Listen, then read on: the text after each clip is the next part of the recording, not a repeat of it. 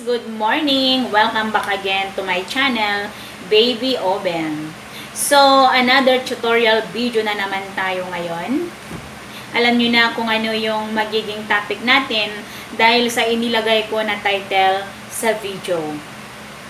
So, noong nakaraang araw, ang i-share ko naman ay yung kung paano matanggal yung vocal sa music.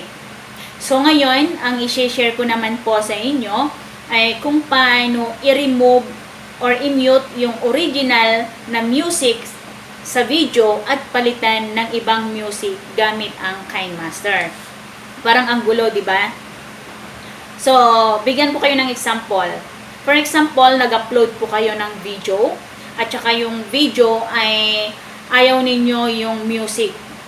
So, kung gusto nyo na i-re-upload at palitan nyo ng ibang music, yun po ang aking ituturo kung paano ninyo tanggalin yung original na music ng video at palitan ng ibang music. Gets nyo? So, guys, alam pong napakasimple lamang po ito na gawin. Kahit na bata ay alam na gawin. At alam ko rin, maraming nakakaalam na kung paano gawin ito. At sa mga hindi pa po nakakaalam, sa mga wala pa pong idea, para sa inyo po itong video ito. Noorin nyo lamang po itong short video na to hanggang matapos. Wag na wag po ninyong i-skip. And kapag hindi nyo po alam magtanggal ng vocal ng song, ay inilagay ko po dyan yung link sa baba sa description box. And before tayo mag-proceed guys sa ating screen, kapag hindi ka pa po nakapag-subscribe sa aking channel, ay mag-subscribe ka na. At i-click na rin yung bell para laging updated sa iyo yung mga video na lagi kong ina-upload. So guys, just keep on watching.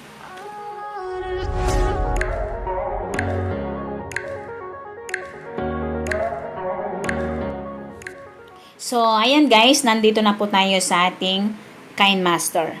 So, kapag wala ka pa pong KineMaster, ay mag-download ka po ng KineMaster sa Play Store.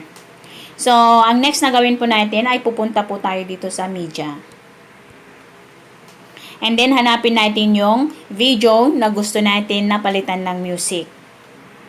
So, hanapin ko yung video kanina na in-export ko na gusto ko palitan ng music. Ayan. So, ito yung original na music niya, guys. 갑자기 내게 나타나준 너 난 아무 말도 할 수가 없었지. So, ayan. So, ngayon ang gawin po natin ay i-remove po natin yung original na music at palitan natin ng ibang music. So, ang gawin lang po natin ay i-press po natin ito. Ayan. And then, pupunta po tayo dito sa may sound. Click natin. And ilagay natin sa 0%. Ayan. So, pandarin po natin.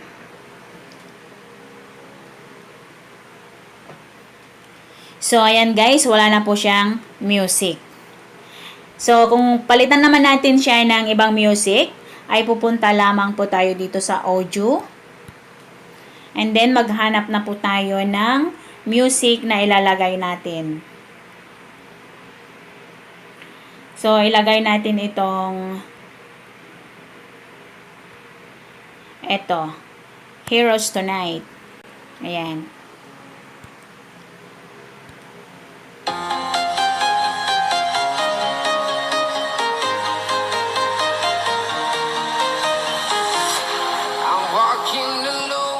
And then, i-trim natin.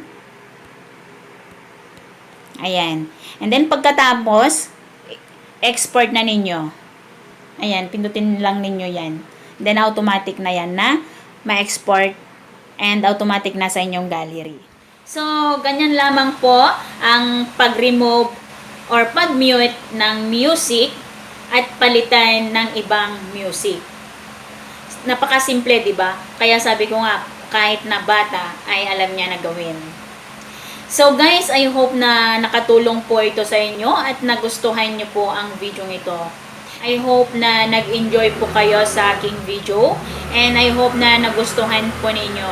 And please don't forget to leave a comment down below. And paki-subscribe na rin po ang aking channel. And click na rin ang bell para laging updated ka sa mga video na lagi kong ina-upload. So guys, maraming salamat po sa inyo. Hanggang sa muli po. Bye-bye!